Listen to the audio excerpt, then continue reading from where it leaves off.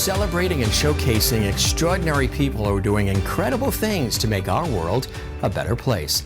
This is Close Up Television. I'm your host, Jim Masters, and thanks so much for joining us. On today's episode, we celebrate Dr. John Partenope. Dr. John is a complementary and alternative healthcare practitioner who mixes cutting-edge technology and quality nutraceuticals for improved health.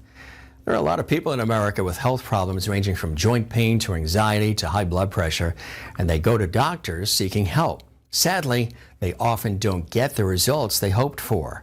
The prescribed medications can cause things like side effects, such as loss of energy. So now they're not only sick, but they're tired as well. And for all those people who are sick and tired of feeling sick and tired, there are alternatives. And Dr. John is among the best of them. Dr. John says people hear alternative medical practitioner and they expect to enter a den with beads hanging from the ceiling and sage smoke everywhere, or that he'll come out in a robe. That's just a scene from a movie. It's not the reality. Dr. John says that while he's trained as a physician and obtained his MD, he had always felt there should be a better way to manage illness. He stresses that there is still biochemistry and anatomy and science involved, but when it comes to prescribing, his style of doctoring is different. Dr. John prefers nutraceuticals to pharmaceuticals. Nutraceuticals are every kind of natural treatment available. These can include things like teas and vitamins, minerals, unique patches, and homeopathic remedies. These high-quality nutraceuticals are aimed at the same health results as traditional Western medicine, but without the harmful side effects, and often with greater efficacy. Dr. John is also open to new modes of contact, such as Zoom and telemedicine as well, but the first visit should be in person so the individual can experience his iFit quantum diagnostic technology, which analyzes the frequency of key body parts, things like your kidney and your liver. Everything vibrates with a certain frequency, and the wrong frequency can affect our health, energy, and well-being. Dr. John then formulates a highly individualized plan of diet and supplementation and lifestyle changes to optimize the frequencies and help change each individual's life. Now, to learn more about the doctor, his incredible background, his cutting-edge treatments, and his miraculous successes, he joins me in the Close Up Television studios for this exclusive interview. Dr. John, thanks for joining us here at Close Up Television. We've done the radio shows on Close Up Radio already, and I thought that was so fascinating. I thought it was great to have you come to the studio so we can delve in more about the extraordinary work that you do. Welcome. Thank you, Jim. I'm glad to be here, and I agree with you. I thought the radio experience was wonderful. It reached a lot of people, and I'm just looking forward to digging in deeper to help people with their health and well-being. Let's talk about what first inspired you to want to go into medicine, to be, a healthcare practitioner. What was it about it that spoke to you initially? Well, first off, it was my grandmother, Isabel. She was way ahead of her time. She never wanted ice water, doing a lot of garlic, herbal teas, which we were talking about off air. And we were like, gosh, this crazy old broad. What's the problem with that? And then as I got older, I was like, oh, wow, there was something to that. They say when you get older, your parents get smarter type of thing. Yes. And then as a child, parents take you to the pediatrician, right? Strep throat, sinus infection. And the pediatrician would tell my mom, okay, he has to take this prescription. And I always read the fine print. I'm that guy. So I'm looking at the side effects, and I'm like, diarrhea, nausea, upset stomach, vomiting. I said, Mom, I'd rather have a sore throat and go to school with all that. She said, well, you need to take it. You'll get better. And it never made sense to me to get well with one problem. I had to create 4 more problems to the body.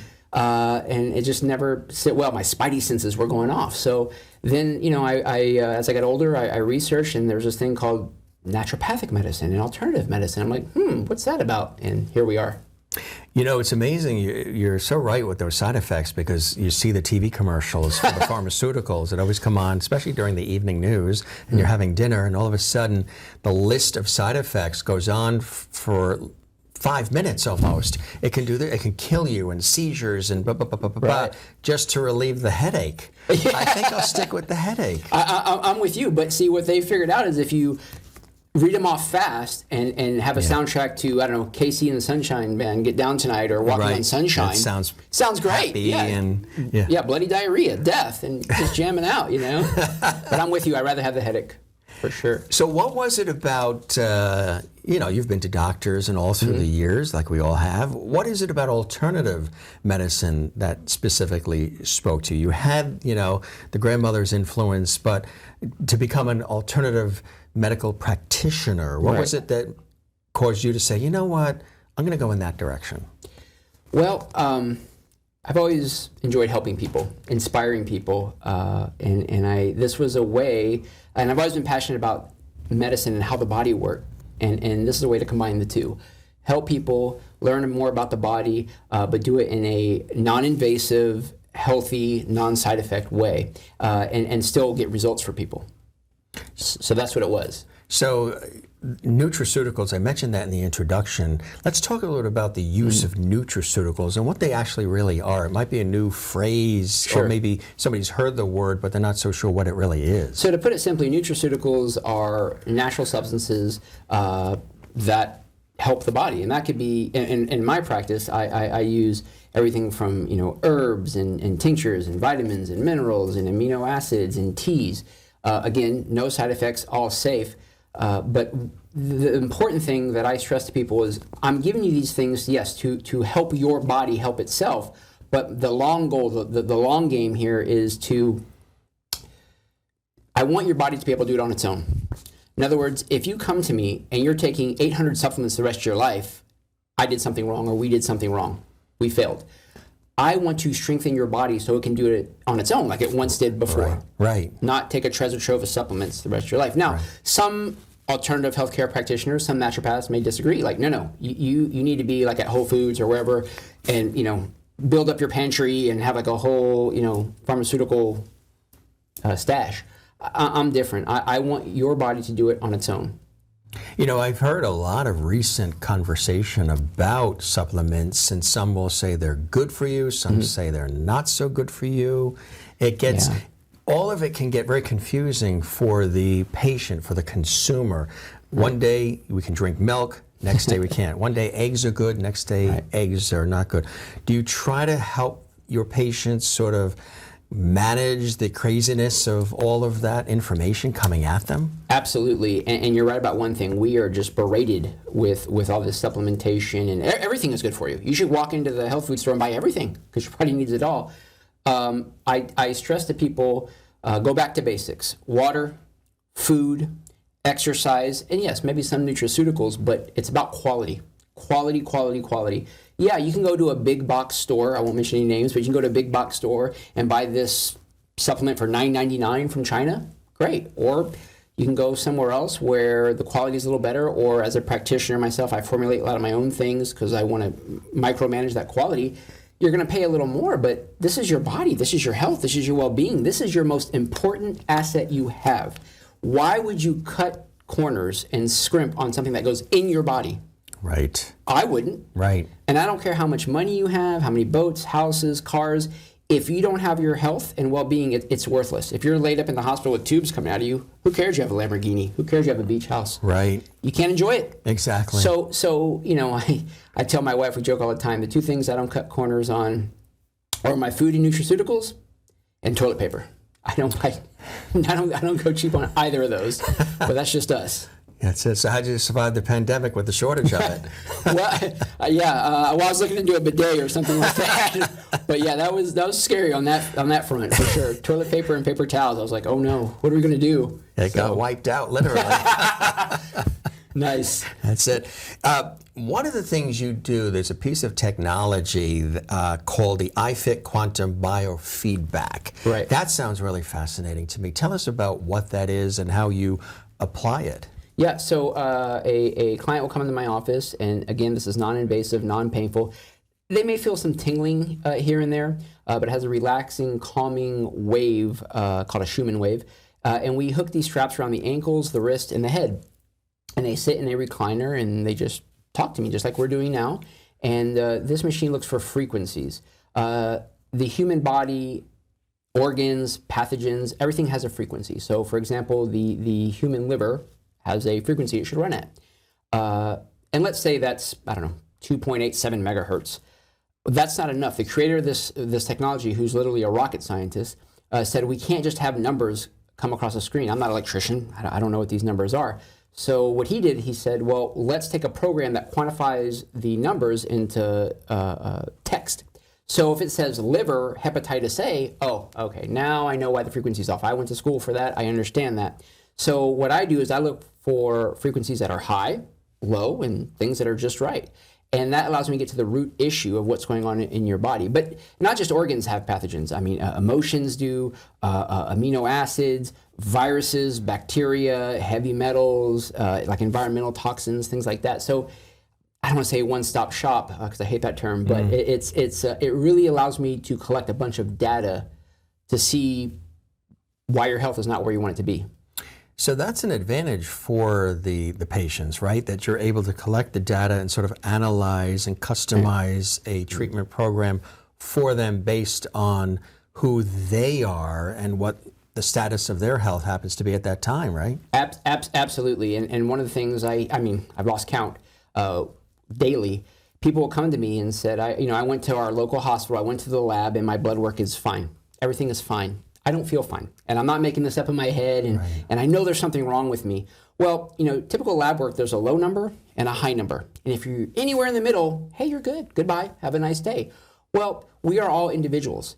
There's not a cookie cutter number we should all have, or one size fits all. So maybe for Jim, maybe his testosterone doesn't need to be at the lower end. Maybe it needs to be 2/3 of the way up, or maybe it needs to be at 50%. But it shouldn't just be anywhere on there and you be okay. So this, as you said, this machine is very individual to you. What's going on in your body and where your body wants things set at. And yes, that is an advantage for sure. Because the other thing I hear is, oh, thank you for helping me. No one's been able to tell me what's going on. Or they say it's just me, or just keep going along the way it is. One day it'll get better. So it's a huge advantage. How about the fact that you hear a lot of times people will say, oh, I didn't really get a chance to spend as much time with my doctor just talking with them because everything today is faster and you got like 6.5 minutes per person to deal with. Right. You got all. You listen to them. You take time with your clients, which I think is really, really important. They want to be heard. They want to be understood. That's a big component to what you do, right? It is. You said 6.5. I was going to say 5 minutes, and that's if you get the doctor. Sometimes it's a PA, nurse practitioner, who are wonderful as well. But the other thing I hear is no one listened to me, or they came in threw a script at me and ushered me out the door. And the other thing I hear, if you're over 60. Very dismissive, like, okay, old person, you're cute, but I know what's best for you. Just be quiet, listen to the doctor. I don't want to hear what you have to say.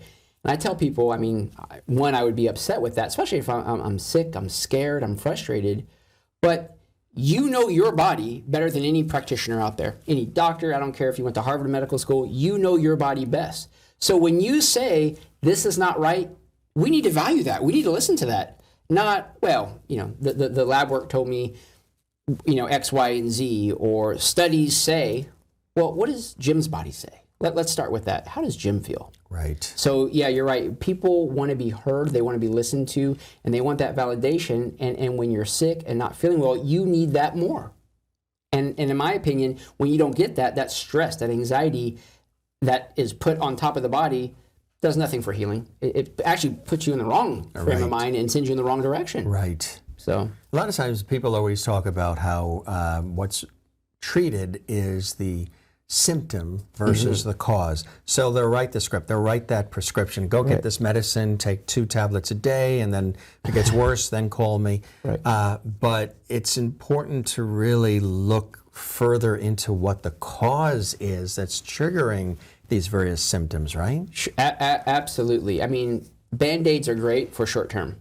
Can't wear Band-Aids all your life. Well, I guess you could, but it's not going to look nice, and you're going to get. They come off in the ocean. Yeah, exactly, in pool.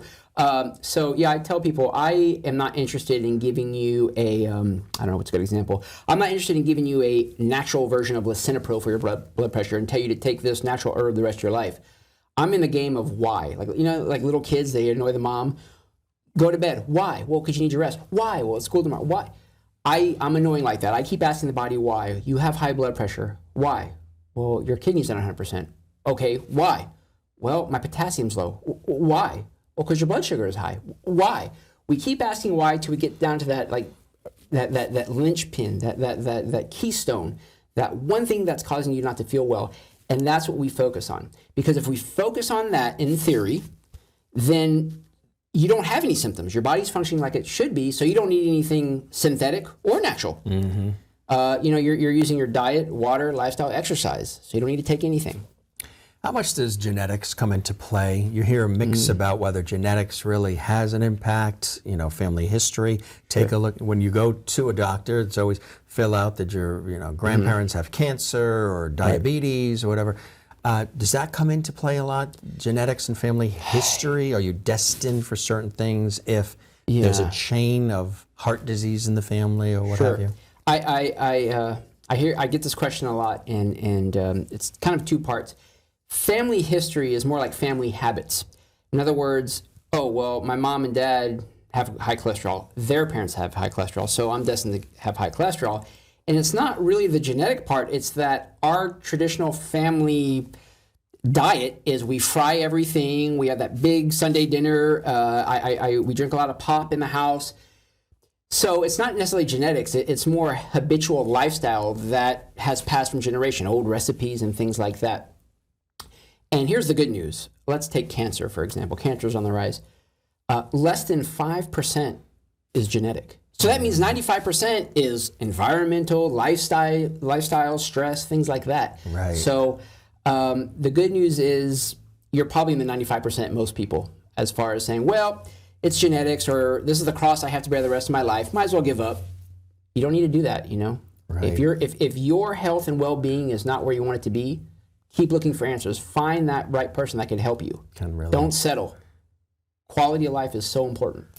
Now we know why life can be a habitual. Love it. Now we know why. Yeah. A lot of it is all tied together too, right? Mind, body, spirit, the whole thing. When things are out of balance, when we're, a lot of times our society is so focused on the outer appearance. Mm-hmm. How good's the skin? How fit are we? You know what I mean? What's our weight? Everybody's going on scales. Oh, I lost an ounce or whatever. Yeah. But it's really everything has to be in alignment, right? Absolutely. There's very few times people come in where the physical/physiological internal is not well, but the mind's okay. And if every day you wake up and it's the same song playing, that can get depressing. That can get frustrating, and you're like, God or whoever you believe in, can I get a good day? Can I just get a break? And when you don't get that, the positive affirmations, putting on a happy face, tomorrow's a new day, and other people have it worse. All that may be true, but we are human beings, and we all have a capacity to deal with things. Right. And when that capacity is met, or we have gone past that capacity, we're kind of running on fumes. And our mental health and our physical health and emotional health, usually they're all tied together, and they just all start to trend downwards. Yeah, you've seen that, right? A lot of people, when we've reached this certain level of frustration, people, that positivity, that, let's have a good day, sort of wears thin very quickly. Yeah. So how do you work with your patients to sort of keep them motivated, keep them on track, keep them positive about their health? They could be somebody who's already very healthy and they want to maintain that, but they could be somebody who's really dealing with a lot of issues, and they are at that level of frustration. Well, I've tried this, I've tried that, I've tried that, and I'm not getting anywhere. Sure. Well, after a visit with me, there is no stone unturned. When you leave, we know what supplementation you're going to be doing. We know how you're going to be eating. We know what you're going to be doing in your lifestyle. So it's not like take these magic pills and, do your own thing. We have a plan. And when people have a plan and they feel there's good leadership and we have a direction, that gives them hope. That motivates them, as opposed to, here you go, I hope this works. Or, you know what, you've been doing this for 5 years. We'll do it for another 10 and just cross our fingers and hope that it works this time. Right. When people have a direction and they have that hope, that the mind is so important in healing. And at least I believe your mindset needs to be in the right place. If every day you believe bad things are going to happen, you believe all that negativity, yeah, that's what you're going to, words are like seeds, okay? And you surround yourself with these words, these seeds, and you nurture them, they're going to take root. Yes. And that's the forest you're going to be living in. So right. what words, what seeds are getting planted around you? Negativity, no hope. Well, that's the world you're going to live in, as we said, mentally, emotionally, and physically. So when you find yourself wanting to improve your health and you align yourself with an alternative health practitioner, make sure it's a right fit for you. I don't care your mom and dad recommended them or your sister, cousin, aunt, uncle. If it's not a good fit for you, it's not a good fit. That is not a good fit. Yeah, and you need to listen to that gut feeling, that intuition, that spidey sense, whatever you want to call it, because that's there for a reason. Yeah. So, and I tell people, do not settle on your health. Settle for other things, but don't settle on your health. And if your health is not where you want to be, don't stop, don't give up, keep looking for that perfect fit. How about the society that we're in right now? Everything is ramped up, everything is fast-paced. We're living in a 24/7 lifestyle culture. Gotta, get out there and slay the dragon, gotta make it happen, gotta top what we did yesterday, gotta bring in the profit, the numbers, weekends, working, nights, holidays. Just this, and then of course you got social media and the internet. Everything is a 24/7 existence. Right. And people will say, I'm just going to grab a quick bite. I'm just going to go through the drive-through. I'm going to skip the meal. I'll have a big meal tonight. Or we're living in a very pressure-filled society right now. How do we deal with all that? How do we take time to focus on ourselves when we're trying to tend to everything else? Well, there's only so many hours in a day. And when I tell people, it's priorities. What's important to you in your life? If it's about, getting that promotion, making more money, fatter bank account, nicer cars, okay, well, it's a scale. It has to balance. So if you're putting more here, maybe our health, well-being, and lifestyle is going to have to take a back seat, and grabbing that quick bite on the way home, not going to the gym, not getting fresh air, going to the park, getting the sunshine. And you're not wrong for that, but if there's no balance in your life, then you're going to be short something. And that may be okay for you now, but if it's not, you can't do it all in a day. So you got to decide what's important to you. And what I tell people is think of the long game. When you're younger, up and started, you can do that. But your body's at a certain point, that's not sustainable. So you may have to make some changes as you get older. And not just to offset our lifestyle, but again, the environment is changing. We were talking about this off camera about the 5G and the EMF radiation, and our cells are constantly being bombarded by this technology-driven world we're in, and needing stimulation, and we're getting less sleep, on the computer more, less exercise. That does damage. We're not robots. We're human beings, and it's going to take a toll on our body. So to bring it back to your question, it's about priorities. Me, I hate being sick. I do not like feeling well. You can ask my wife. I am the worst patient. I tell my patients that. So I do everything in my power to stay well, because I don't like being sick. I know how to do well. I know how to feel good. I don't know how not to feel good because, knock on wood, I'm rarely in that position. Right. So when I am in that position, because stress, kids brought something home from school, my body's overwhelmed, and I'm sick for a little bit, I'm a baby. I'm horrible. My head hurts, my throat hurts, I'm going to die, it's the end of the world. And my wife's like, okay, big baby. But is it okay. just a guy thing? That's what I always heard. No, that's why God made women have kids, because if it was up to men, population would just fold. My extra money I have every month, all my resources are put towards my health and well-being and me feeling well, because I do not like being sick. Other people, it's scary when that becomes their norm.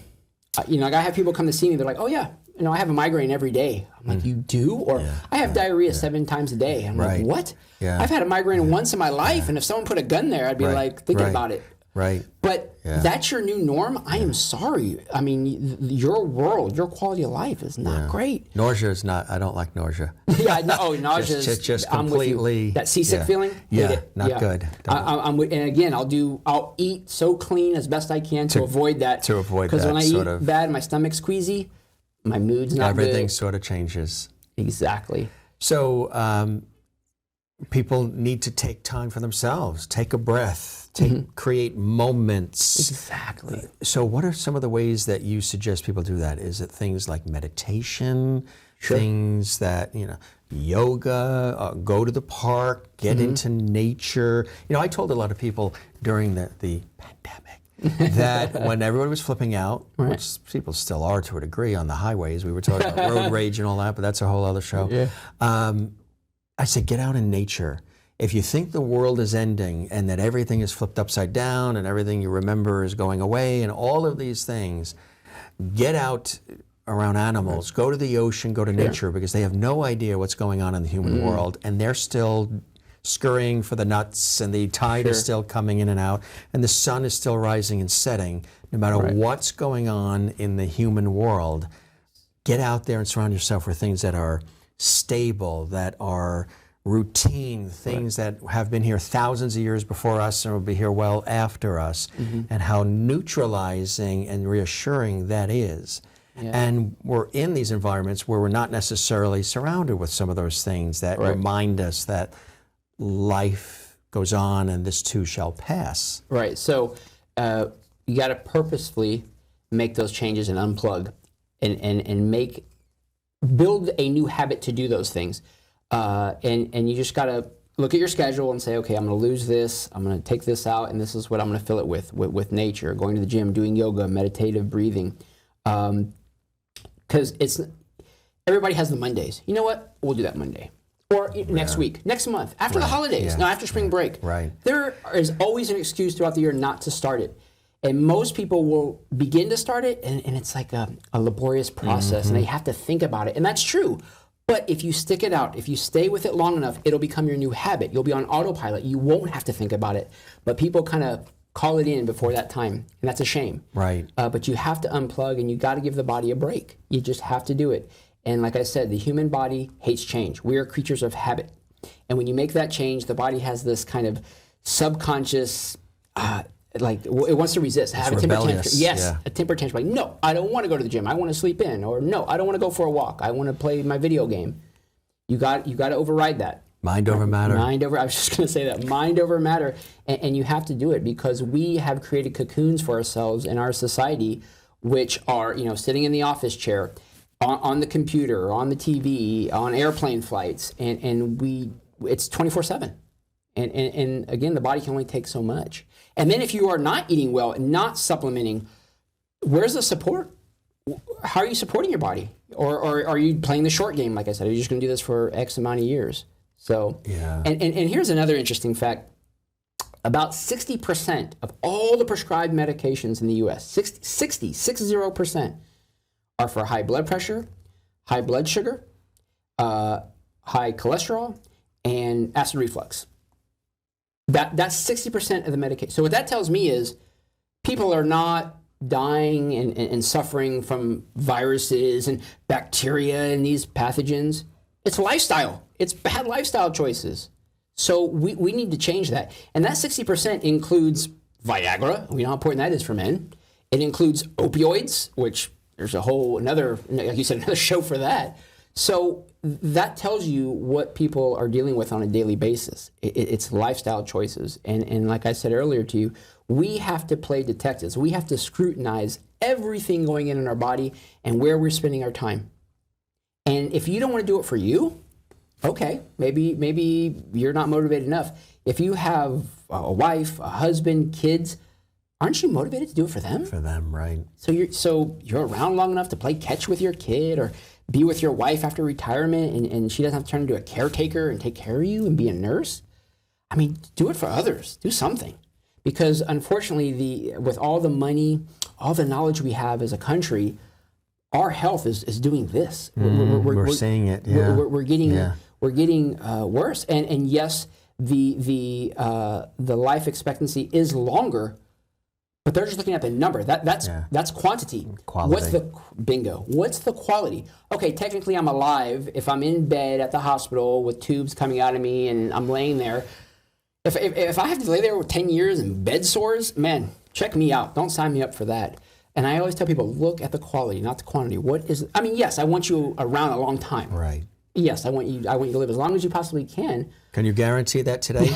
I wish I could. While we're on tape? I wish I had a pill for that. I don't have a pill for that. But you got to go for quality. And if you're not happy on a daily basis, again, back to that why. Right. Why is your health and well-being not where you want it to be? And you're never too young or too seasoned to start, right?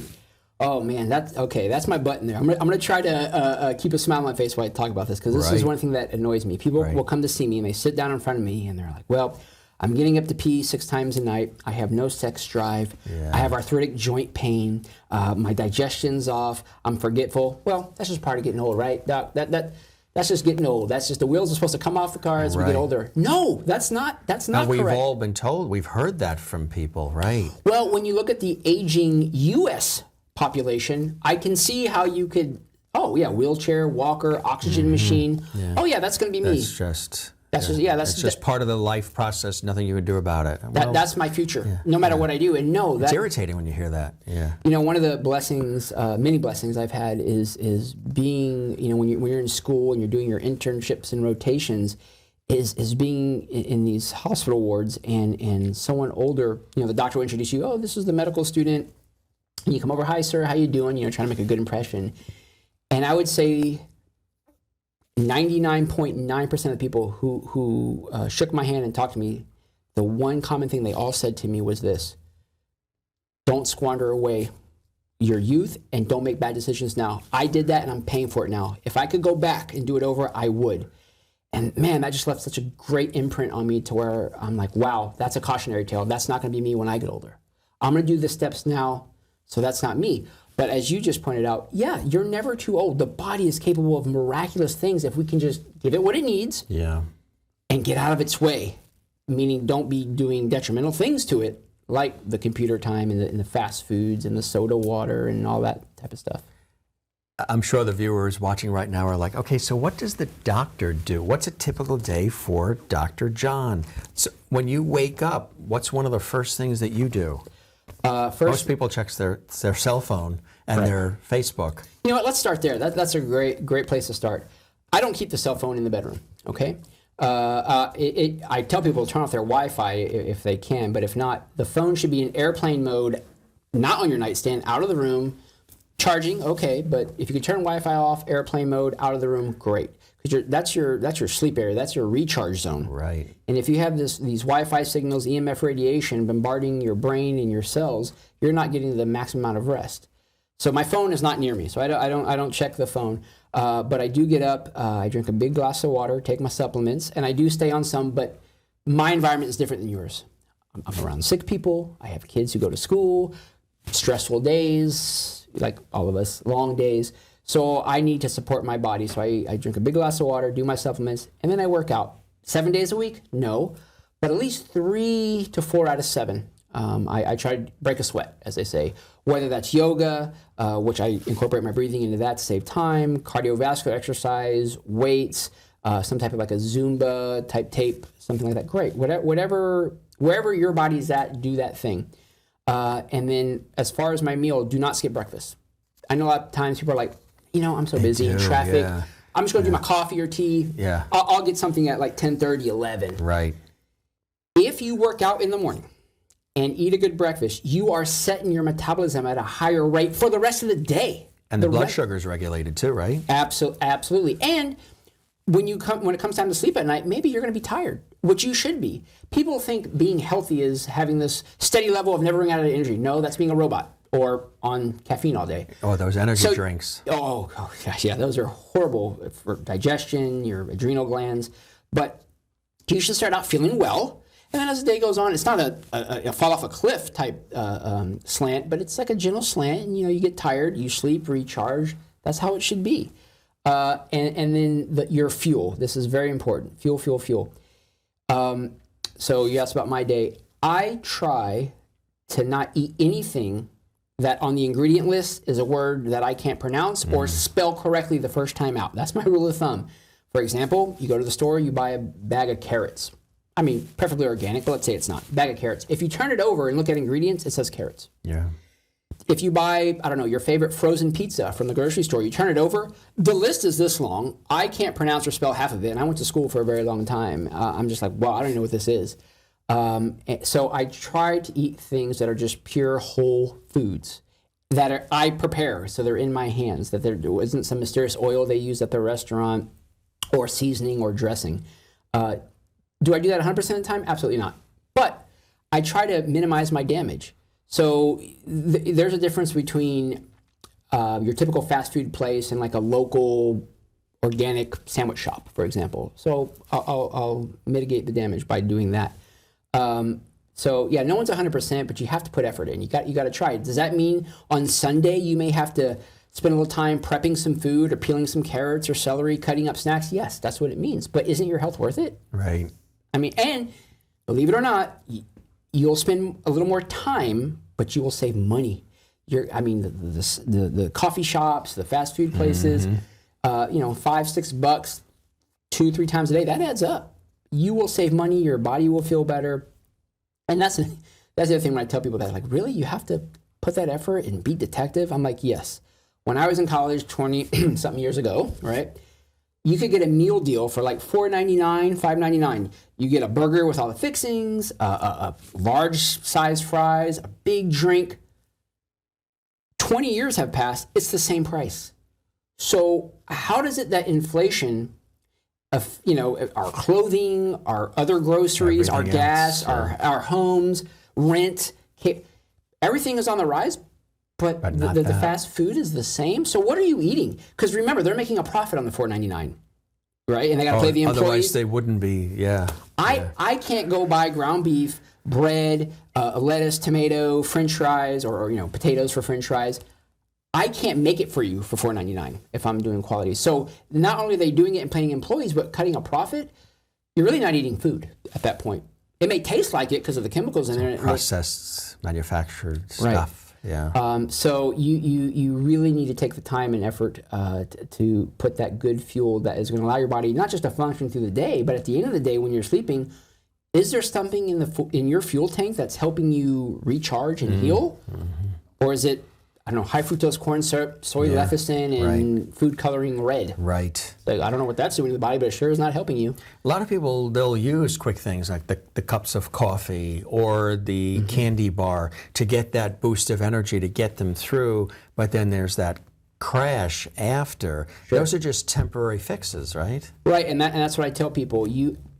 As life does its thing to you, and your endocrine system crashes, which is your thyroid, your hormones, and for us it would be testosterone as men, and your adrenal glands, you are going to crave sugar, caffeine, and carbs, and salt, actually. Why? Because your body needs that something, that boost to either get it going and or keep it going when you hit that wall between 1 and 4, where you either need sugar, caffeine, or a nap, or sometimes it's all of those. But each time you go back to that, jolting drink, you're going to keep needing it. Like you said, we talked about Band-Aids earlier. You're right. It's a quick fix, and that fall off that cliff, that decline is going to get steeper the more you do that, because you're weakening the body. You're giving it a crutch, right? So we got to get off the crutches. And I've had an easier time getting people off cigarettes than I have had with diet caffeinated drinks and coffee. I mean, especially the sugar caffeine mix is tough, and there is withdrawal, and it's not going to be easy. And I help people by giving their body another branch to hold on to while they make that transition. I did a radio show on an Indian reservation where diabetes is, it's rampant across the nation, but specifically that community.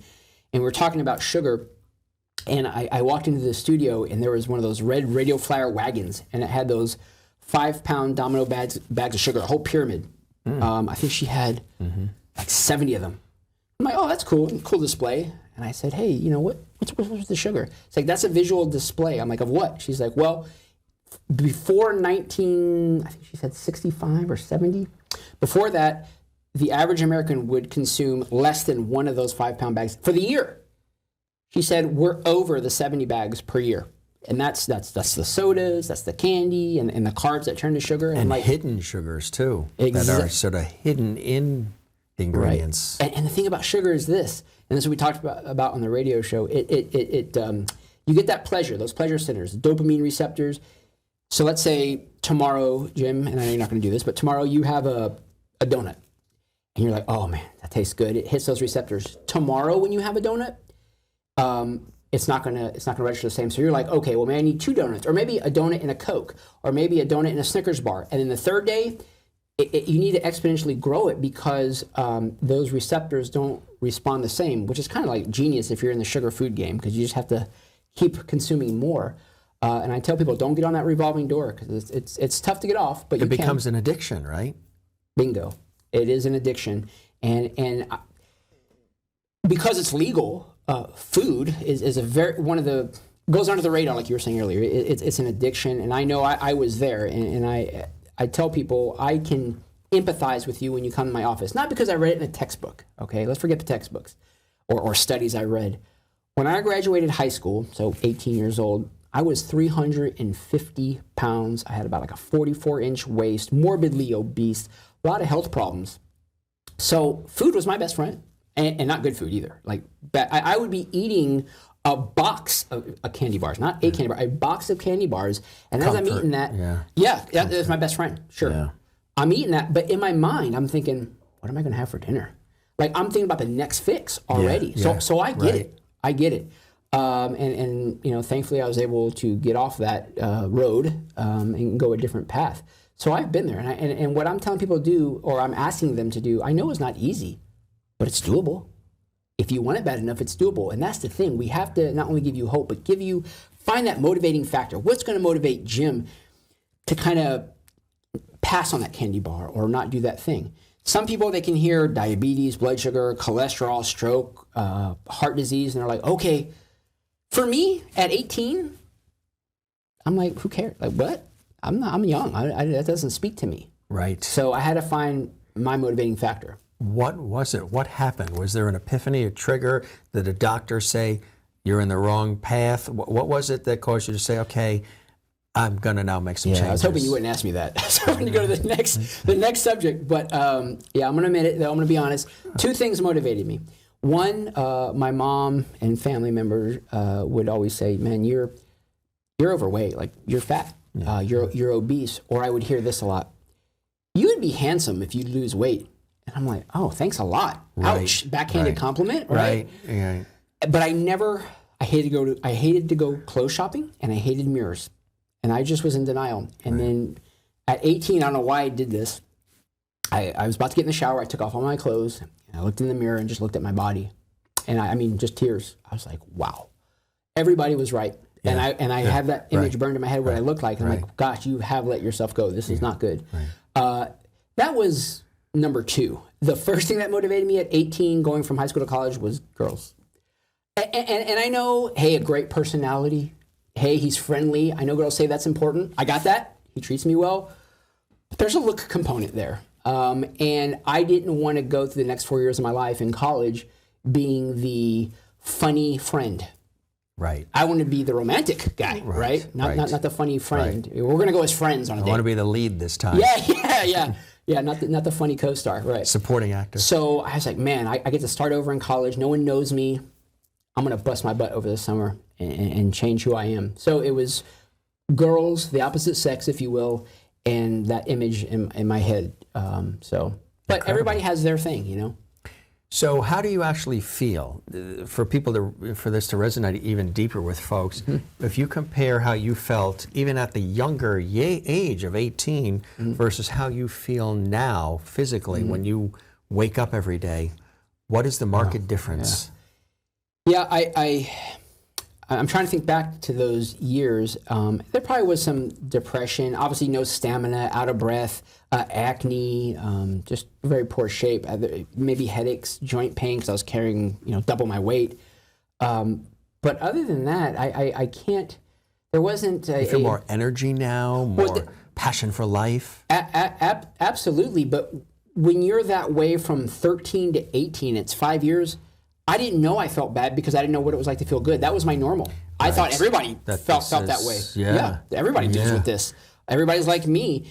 So you don't know what you don't know. You know, it's like that old saying, if you put a frog in a boiling vat of water, it'll jump right out. But if you put the frog in room temp water and put it to boil, it won't get out. It doesn't notice that danger. Incremental danger. So at 18, I was like, well, this is just normal. This is just how I'm supposed to feel. Right. It's how everybody else is feeling, right? And it's like, no. Well, we're seeing an obesity issue right now with the younger generation. It's sad. I would say 2 out of 3 13 to 18-year-olds come to my office are either dealing with obesity, blood pressure, diabetes, and when they come see me, they're already on a prescription. And mom and dad are like, you know what? I don't want to get on this carousel. Like we're going to nip this in the bud now. And I wish, back in the 80s there was alternative health, natural medicine. That wasn't a thing. So my mom didn't have someone like myself to go to. It was either this way or nothing. So it's nice to be able to offer children, families a alternative, which I don't know why they call us alternative, because we were here before HMOs and people were using herbs. It started with this. Yeah, people were using off the land using herbs and tree bark and making teas before drug companies. So I don't know why we're alternative, but we are. But nevertheless, it's very important to get this start when they're young, and not teenagers. I mean young. Yeah. I talk to parents all the time, and because of time issues, fast food, or I'll just give them some sugary cereal. And I tell them, if you start them this way, and then later they run into health problems, and you go from a Pop-Tart to a carrot, the child's going to eat the carrot and be like, what is that? Like, this is horrible. That has no flavor. So you got to train them early and get their taste buds. Like my child, so I think it was a birthday party, one of the minis we've been going to this year. At a birthday party, we feed very little sweets, and if we do, it's like healthy sweets. Someone had like a Twizzler or some type of candy, and my child ate it, and it was like, spit it out. This? Yeah. The texture, the waxiness, the food coloring, the sugar, how sweet it was, gave her a headache. And then, of course, by the time we got home, behavioral issue, like bouncing off the walls, talking back. So and not used to that, right? Well, it's a drug, like you said earlier. Right. So we got to train the taste buds early in life. And as you said, it's never too late to start. But what I tell people all the time, and maybe this is a misconception a lot of people have, I don't know, maybe you can tell me, is they think they're going to come see me. They don't have to change their lifestyle at all. Right. Like, forget working out and being active. I can eat, my fast food 3 times a day, drink my 6-pack of beer, smoke a pack of cigarettes, and Dr. John's going to give me a magic pill, an herb, a tea that's going to offset all of that. Right. I wish I was that good. Right. I can help, but man, there is no magic pill. You got to put in effort. You have to want it. You have to want it. Yeah. And I can't want it more than you. Right. That's the thing. You can't hold their hand, right? If I could, I would. I would tell people, if I could drink this tea for you, if I could take this supplement for you, if I go to the gym for you, I would do it. But I can't. But it won't help them. Right. I can give you the roadmap and how to execute. Right. But you when you leave here, you have to execute on your own, not with me over your shoulder, or, hey, did you call you up? Did you take your thing? Or did you drink your water today? Right. Like you said, you got to want it. But one of the great things, like you just shared that story about your own personal situation at an early age, I think people, when they realize that you they look at you now, they're like, oh, this guy's never had any problems. What's he talking about? He's trying to help me. But you've dealt with your own issues in your own life, which is very reassuring and relatable for your patients. Right. You've been there. You walk the walk. You understand not just from the physicality of it, but just what it does emotionally when you're dealing with ill health. Sure. And I tell people, when they leave my office and they say, this is the first time in a long time that I feel positive, or someone explained to me what's going on, or I have a plan, or I have hope, that makes me feel so warm and fuzzy. That's what it's all about. It's the bottom line. Yeah, and I never get tired of hearing that, because once you take someone's hope away, oh man, that's tough. That's tough. Yeah. And I try to talk to other practitioners about this. If you don't have the answer for your patient, it's not like, well, I don't know the answer, so might as well call hospice. Let's give up. No, tell them, hey, look, I've taken you as far as I can. There's someone out there who may take you further. Option. Keep looking for that. But to have an ego so big to say, well, if I can't do it, no one can. Right. No, that's horrible. Right. You cannot take away someone's hope. Right. You cannot. So I instill that in my clients who come to see me. I'm like, I've seen this case before, and I've seen great results for people who are worse than you. If they can do it, you can do it. Right. And, if thankfully, most people listen to what I say and they do whatever protocol plan that we tailor to them, and they get results. There are some people who do not. Either, mainly it's because they didn't do what I say. If I say, hey, don't be doing milk, and you come back here and you're like, oh, I have ice cream every night after dinner. I'm like, what happened? Well, no wonder you're not getting better. Most of the time it's something like that, but there are a few people that the withdrawal, the lifestyle change, the detox effects, it's too much. And I tell them, I'm like, if I sold you something saying that, or I sold you a picture of, we're going to change your lifestyle 100%, 180 other direction, and it's going to be smooth, you're going to feel nothing, your body's not going to revolt, I'm sorry, I didn't mean to do that. There's going to be some speed bumps, or what I like to call it a healing crisis. But a healing crisis is good because it's a crisis towards healing, not a crisis towards getting sicker. But you have to weather that storm. You do something else called patch technology. Let's talk about what that is. So some people, especially children, or elderly, they're like, you know what, I'm tired of pills. I can't swallow pills. Or mom's like, well, I'm tired of putting stuff in applesauce or teas. The patches are, and there's many different patches, and people can go to my website and look at that. But I did not invent these patches, but they're a great tool in my toolbox that I can use for people. And these patches are not transdermal, so there's no medicine on them. But they go on your skin, and they use the body's heat and then light to activate certain frequencies in the body. And depending on what we're trying to do, like manage pain, okay, there's pain frequencies. Are we trying to manage anxiety and brain fog and depression? Okay, there's frequencies for that. Inflammation, detoxification. So the patches are something that I've implemented with supplements as well, because some people, frankly, need all hands on deck. They've done a lot of damage. Right. So I'll utilize the patches for people as well. And there's even anti-aging. We're all aging, but there are stem cell patches that can help with many, many things. And I tell people, anything you can do to slow the process, why not do it? Right. Like, why wouldn't you do it? So I tell people, do what you can now so you don't regret what you didn't do down the road. Or I tell them, what are you doing today to make a better you tomorrow? Like, what are you doing today? Right. Well, I didn't do anything physical. I drank 6 pots of coffee, ate fast food. Okay, you did nothing today to make you a better version of yourself tomorrow. Every day, try to do something. What about stress management? That's such a big thing, because you're hearing so much about how stress is like an inflammatory, raises cortisol. It just does a number on the mind, body, and spirit. Cancer, because of cortisol, causes cancer. Well, as men, we're not supposed to talk about stress or feelings. Men don't talk about that. We don't cry. Bring it on. Bring it on. Exactly. We don't cry. Yeah. No. This hurts. Yeah. Stress is a huge deal, and men and women, but mainly men, we, depending on how we were raised, are taught to swallow that. Like, we don't show that. We don't complain, right? Well, that has to go somewhere. That energy, that stress. And man, that can hit you in different organs, and then the organs become dysfunctional.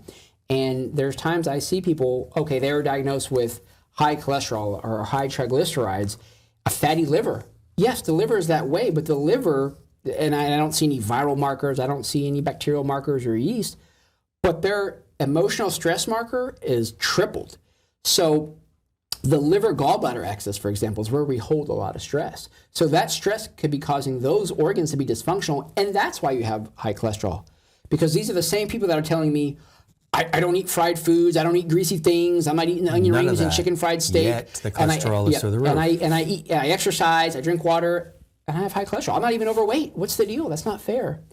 Usually it's stress that's causing an organ dysfunction, or too much sugar, because people think, they hear cholesterol, they think fat. Yes. But it's the unused sugar that's turning to fat. And we talked about this off camera. But sugar is, usually the main culprit. Or carbs that turn to sugar. It's like, oh no, I'm not eating the candy bars, but the bready, warm bread, fresh baked, or the pasta, or all those yummy carbs. Yeah, you notice how your face lit up when you said that? I'm hungry now. Like, now, you don't avoid all of that all the time, right? No. Can you have, a lot of people think, well, if I'm going to do things that help me health-wise, Right. I have to stop everything no. that exists on all pleasure comes to an end now. No, absolutely not. I tell people moderation. Now, there's certain things that Smoking. Yeah. Smoking, the artificial sweeteners we talked about off camera. There's drugs. A glass of wine. Absolutely. Drugs, depending what state you live in, I think they're all illegal. But you're not going to say, a little bit of cocaine on the weekend's okay. I'm like, no, it's still cocaine, even in moderation. So, but you're right. If you have a good quality wine, good quality pasta, good quality bread, not like just plain white bread that costs 99 cents. I say you can do some of that. But see, that's maintenance mode. Most people need to be in healing mode. Yeah. Once you get to maintenance mode, absolutely. But most people aren't there yet, and they're trying to, or actually what I see more of is every day is a Saturday night. Like every night is bread and wine, or every night is dessert, or every night's birthday night. Celebrate. It's like, no, pizza. You gotta space it out. And to me, it makes me enjoy it more when I have it, and it gives me something to look forward to. Right? Like, okay, man, I really want that now, but it's Thursday, 2 more days, and I can have my healthy, maybe homemade pizza, but 2 more days, and I'm going to treat myself. Yeah, moderation. And I do myself, some of my digestive enzymes I do take because it helps the body process things and get it out of there sooner. And people then are like, well, why do I need enzymes? I'm like, well, it's not you that needs the enzymes. If we lived on some type of commune and we grew our own food and tended to it and ate it fresh, we wouldn't need enzymes. Right. But I don't have time to farm and garden. Right. I don't live on a farm. I live in the city and work in the city. So I take enzymes. And a better explanation is this. What's your supermarket out here? Where do you go? There's Trader Joe's. Okay. There's Big Y. There's Stop and Shop. So Stop and Shop. Yeah. So when you go to Stop and Shop and Jim Masters buys a tomato, when he goes in, it's red. But when they picked it, it wasn't red. Because if you pick it when it's red, you put it on the truck, they get it to the Stop and Shop, it's like brown. It's all soft. Right, so they pick it before it's ripe. Well, when you do that, the enzymatic maturation process hasn't been completed. So Mother Nature, God, whoever you believe in, it's a perfect system. When the fruit or vegetable is ripe, it's complete. And when you mix that completeness with my body's completeness, the body can digest it. But if it's picked before it's ripe, this, whatever it is not complete. You eat it, and the body can't digest it properly. And nightshades get a bad rap because, and I'm not picking on nightshades or tomatoes. But that's why I tell people you need to be on enzymes, unless you grow your own food and live on a farm.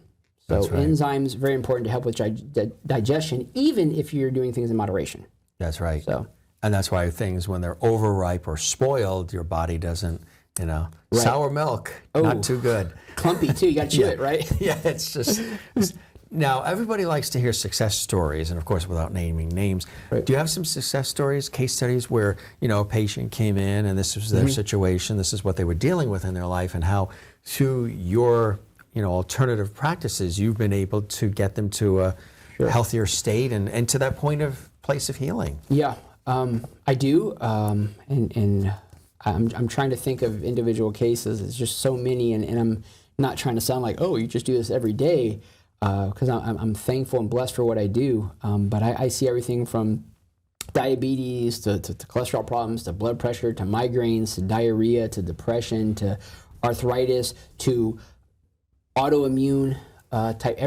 Everything is I did that because everything is autoimmune or chronic fatigue syndrome or fibromyalgia. I feel like there's this umbrella that you have like different symptoms here and there. We don't know what to call it, so we're just going to push it under this diagnosis. Virus, So I see all of that, and the bottom line is, as I said, most people get well because what I do is no Band-Aids. We go after the root issue, right?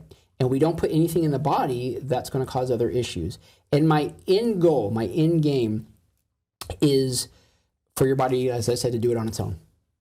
Yes, the herbs, tinctures I'm using help strengthen whatever we need to strengthen or detox in that moment, or helps your body to do that in that moment, absolutely. But I've added things in there to help strengthen that thyroid or that liver or that kidney. So when we're done this process, we're done. Right. You don't have to keep on doing it.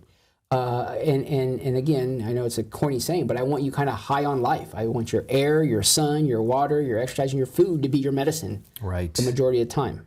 So I'm thankful I'm able to help with a lot of different issues if they want it as much as I want it, and they're going to follow directions. Right, exactly. So when I started my practice, I had a vision, and I said, you know what? I live in the mountains of Colorado. I'm going to get mountain bikers and it sounds healthy. Right. And, yeah, outdoors I was like 85% to 90 are going to be people who are in good shape. They just want to tweak a little bit. They just want to age gracefully. Easy. Those are my favorite people, right? Unfortunately, that's 15%.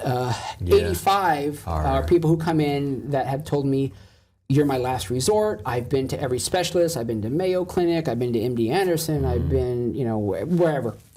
I'm not feeling any better, or I'm tired of taking all these pills. I figured I'd try this natural thing out because I have nothing to lose at this point. I'm like, oh man, if you just would have came to see me sooner, we wouldn't be at such a deficit now. The depth that we have to climb out of would be like this. But I like challenges, and I'm able to help those people most of the time as well. It's just, the X factor there is, what are they taking now, and how long have they been taking the things they've been taking, and what condition is their liver, their kidney, their digestive tract, their brain, etc. So, why do you love doing this work so much? You're so passionate about it. I'm really passionate. It's I don't know if it's a combination of my parents, and grandparents instilled in me, or just how I'm wired. I believe it's very important to make this world a better place. But when your time's up, what did you do? Did you leave a mark? And if you did, was it a positive, good mark? Right. That's important to me. And I feel it's a slap in the face to your ancestors, your parents, God. If you're given a talent or a skill set, to let that go to waste, I think is not right. And we're all blessed with different things. And I think people should use that to help others. Right. And that's...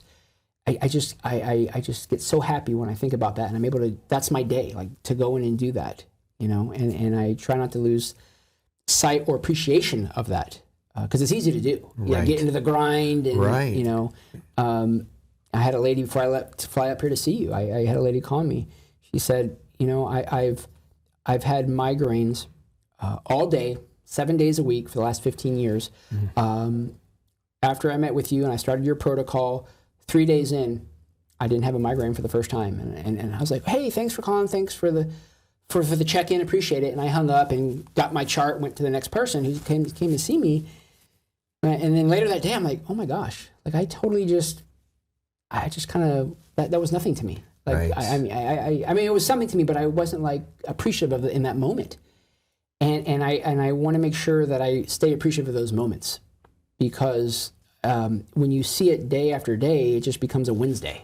And I don't want Wednesdays. I want every experience, or I try to make it like, all right, man, that is so great. Thank you, universe. Thank you, God, for giving me the ability to work with this person. And our lives came together, and we met for a good cause, Right. If you're working with somebody for the first time, what is that process like? Do you do an assessment? What are some of those first steps if somebody's watching right now, like, I really like Dr. John's approach to things. How does that work in the beginning? So, that's good. The first thing is call my office and schedule an appointment. And the once you come in and for your first assessment, there'll be some paperwork for you to fill out. But I'm going to meet with you at least for an hour. This isn't that 6.5 minute thing. Like we're going to, dig deep here. And you're there for about an hour and a half, I would say, probably. And people usually bring in prescriptions they're on, supplements, or they take pictures of them with their phone. So we can discuss that. You sit down in my office. We kind of have a 30-minute talk about, hey, why are you here? Yeah. Like what motivated you coming in the door? Or why did you fly from India to see me? Like what's going on with you? And I want to get a prioritized list. Like what do you want gone? Like if I can wave a magic wand and get something out of your life that you don't have to deal with every day, what would you choose first? And not that we're not going to deal with all of it, but what would Jim Masters choose first? And I try to incorporate that in my protocol right out of the gate. There's that hope and motivation again, right? So Once I have that, I hook you up to the iFit biofeedback technology and get all the numbers I need, and then I explain kind of what's going on with you. More importantly, why, and most importantly, what the heck are we going to do about this? Because I tell people, hey, you're feeling this way in your 40s and 50s. What's your 50s and 60s going to be like? Right. You know, are we going to be on more pills, or are you going to be in a wheelchair? Like, where are we headed?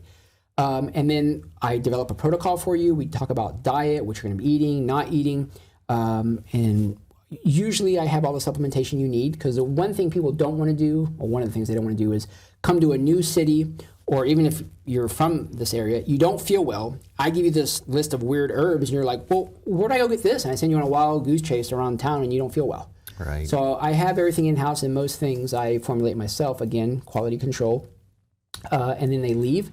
And usually I want to see people back anywhere from 4 to 6 weeks for their next visit. Now that next visit is only half an hour. I still hook you up to make sure that the numbers got better, stayed better, and they match with your report. Because you don't need me to hook you up to come back and say, hey, my diarrhea is gone. You know that, right? But I just want to see what numerical change there was along with your report. And the average time I see people is, before they're ship shape, 3 to 6 months. Once a month, Right. 3 to 6 months. And then I kind of put them on maintenance.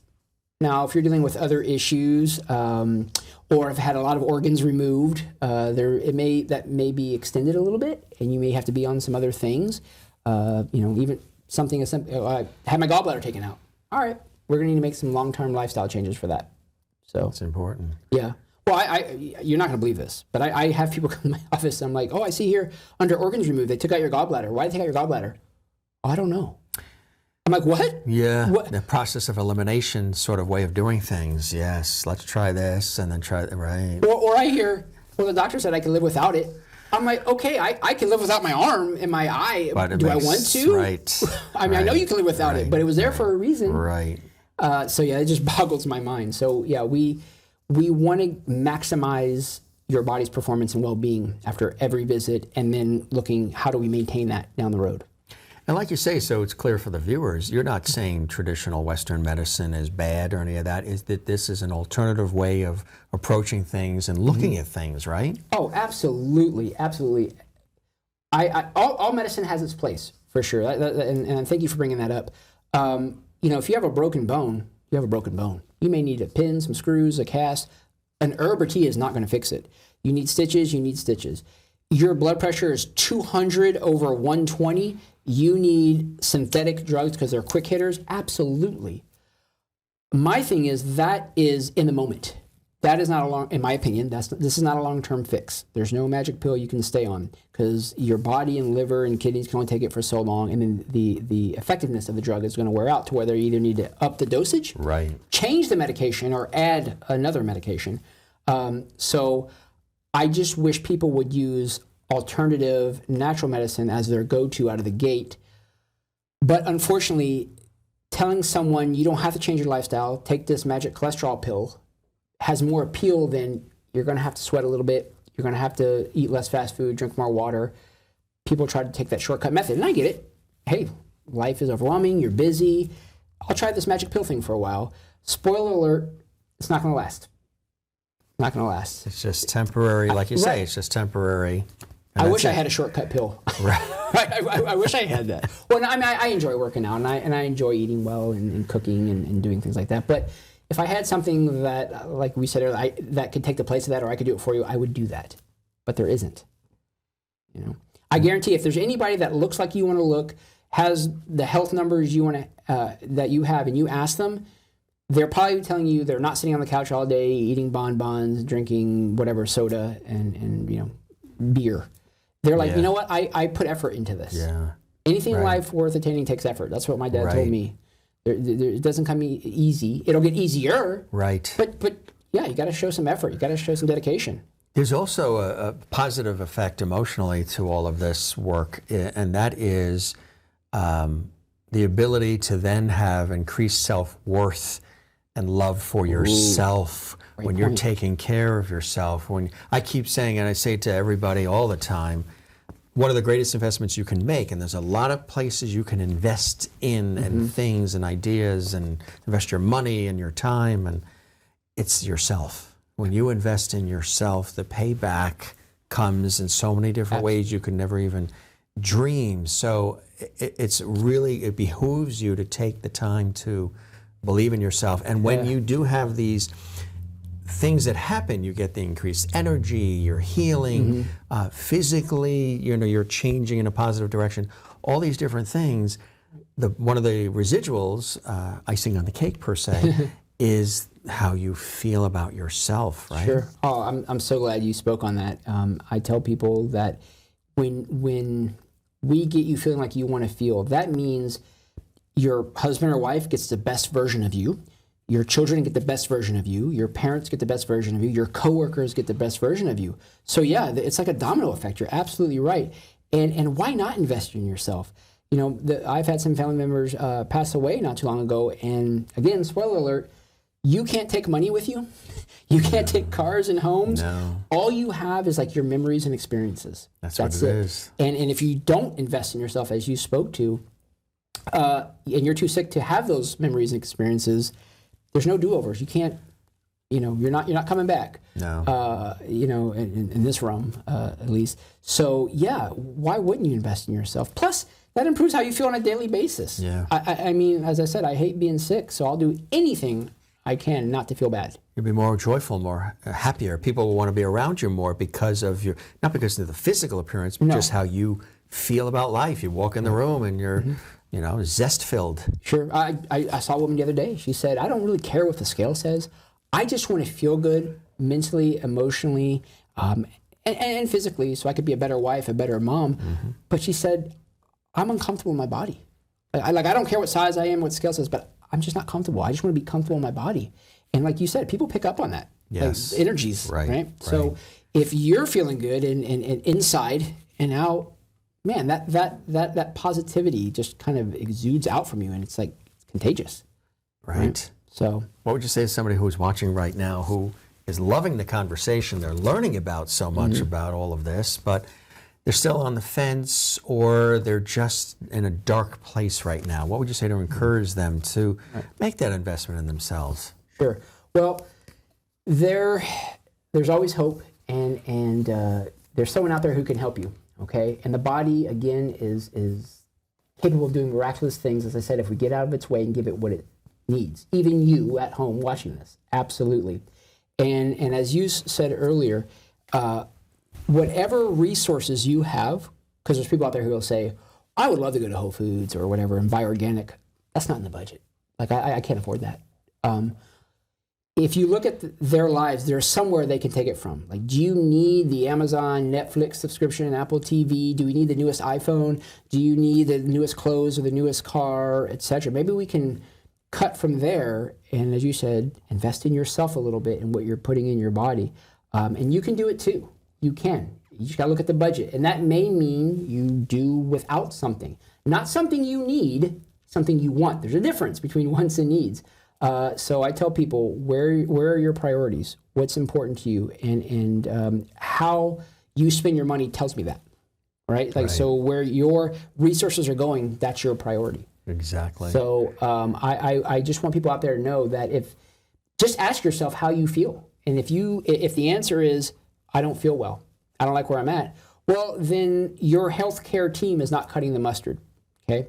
And don't let someone talk you out of how you feel is okay when inside there's another echelon, there's improvement.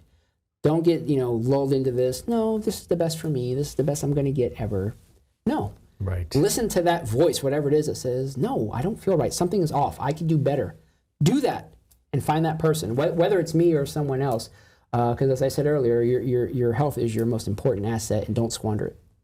The doctor's in the house. Follow his lead. This was terrific, Dr. John. Thanks so much for coming to the studio. Again, we did the radio shows, but to actually have you here in person and be so real and passionate and enthusiastic and knowledgeable and open, I think really resonates not only with our viewers on Close Up Television, but with all of us here at the studio and me. And I really appreciate the time. And again, it's really legacy work that you're doing, because you're impacting people's lives in such a deep, profound way. which is long lasting. So, Well, thank you. I enjoyed myself here, and thank you for giving me this outlet to reach people who may need that hope or Yes. are feeling a certain way and just need that validation. So thank you. we will definitely stay in touch. All right. Here's to your health. Thank you. Thanks, Dr. John. Thank you, Mr. Masters.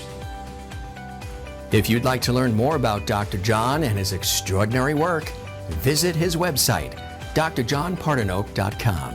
For Close Up Television and Radio, I'm Jim Masters. Thanks for joining us, and we'll see you again next time.